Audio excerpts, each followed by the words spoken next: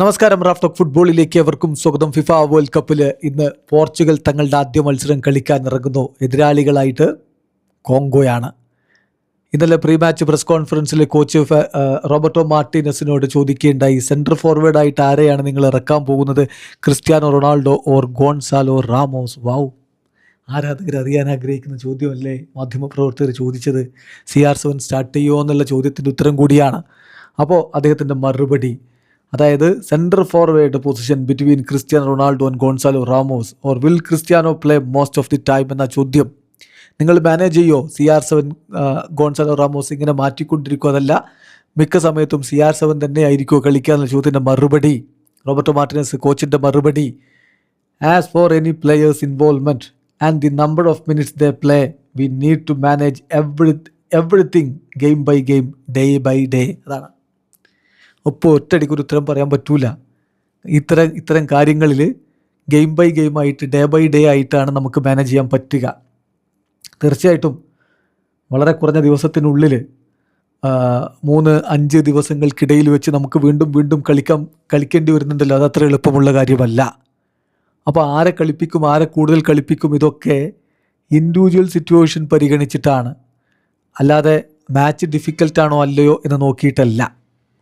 We have to be responsible and manage every minute according to what happens എന്നാണ് coach അതിന് മറുപടിയായിട്ട് പറഞ്ഞിരിക്കുന്നത്. So അദ്ദേഹം വിട്ടു പറയാൻ തയ്യാറല്ല ആരെ കളിപ്പിക്കും എന്നുള്ളതിന്. എന്തായാലും ഇന്ന് CR7 തന്നെ സ്റ്റാർട്ട് ചെയ്യുമെന്നുള്ളതാണ് പ്രതീക്ഷിക്കപ്പെടുന്ന കാര്യം.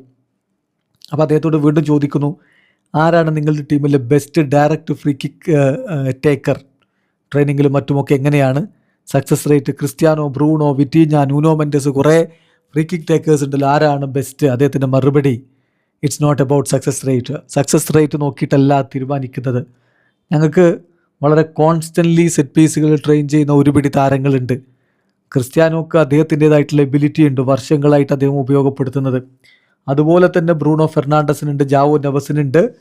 സോ എല്ലാവരും ആ രൂപത്തിൽ ഫ്രീ കിക്കൊക്കെ എടുക്കാൻ കപ്പാസിറ്റി ഉള്ളവരാണ്. ജാവോ കൺസേലക്കും ന്യൂനോ മെൻഡസിനും അതിന് കഴിയും.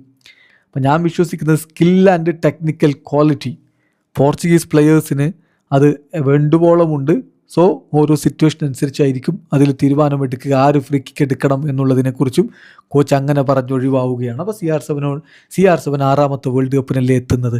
എന്തു പറയുന്നു? CR7 6th വേൾഡ് കപ്പിന് എത്തുന്നതിനെക്കുറിച്ച് അദ്ദേഹത്തിൻ്റെ മറുപടി, Cristiano Ronaldo once again is an example and role model for football. കളി ആരംഭിക്കുന്ന ഓരോ കുരുന്നിനും, അത് ആൺകുട്ടിയാവട്ടെ പെൺകുട്ടിയാവട്ടെ, ക്രിസ്ത്യാനോ റൊണാൾഡോ ഒരു റോൾ മോഡലാണ്. ക്രിസ്ത്യാനോ റൊണാൾഡോ സംതിങ് ട്രൂലി സ്പെഷ്യലാണ്. ഇപ്പോൾ ശരിയാണ്, അദ്ദേഹം 6ാമത്തെ വേൾഡ് കപ്പിനാണ് എത്തുന്നത്. പക്ഷേ honestly from the inside it feels like his first. അദ്ദേഹത്തിൻ്റെ ആദ്യ വേൾഡ് കപ്പിന് എത്തിയ പോലെയാണ് അദ്ദേഹം അവിടെ പെരുമാറിക്കൊണ്ടിരിക്കുന്നത്. അദ്ദേഹം ഞങ്ങൾക്ക് വളരെ ഇമ്പോർട്ടൻറ്റ് പ്ലെയറാണ്. അദ്ദേഹം ഞങ്ങളുടെ സ്ട്രൈക്കറാണ്. സ്പേസ് വളരെ മികച്ച രൂപത്തിൽ ഉപയോഗപ്പെടുത്തുന്നയാളാണ്. അതുകൊണ്ട് തന്നെ ഞങ്ങൾക്ക് അവസരങ്ങൾ ഉണ്ടാക്കുക, ഗോളടിക്കുക, അതിനൊക്കെ ക്രിസ്ത്യാനോ റൊണാൾഡോ വളരെ ഇമ്പോർട്ടൻ്റ് ആണ്. And within our attacking style of play his number clearly shows just how important he is to the team എന്നുകൂടി കോച്ച് പറയുന്നുണ്ട്. ഏതായാലും അതൊക്കെ അനുസരിച്ച് ഇന്ന് വീണ്ടും കളിക്കളത്തിൽ ക്രിസ്ത്യാനോ റൊണാൾഡോയുടെ മിന്നും പ്രകടനം ആരാധകർ പ്രതീക്ഷിക്കുന്നുണ്ട്. വീഡിയോ അവസാനിക്കുന്നു. ഫുട്ബോൾ ലോകത്ത് കൂടുതൽ വിശേഷങ്ങളുമായി റാഫ് ടോക്സിൽ എത്താം.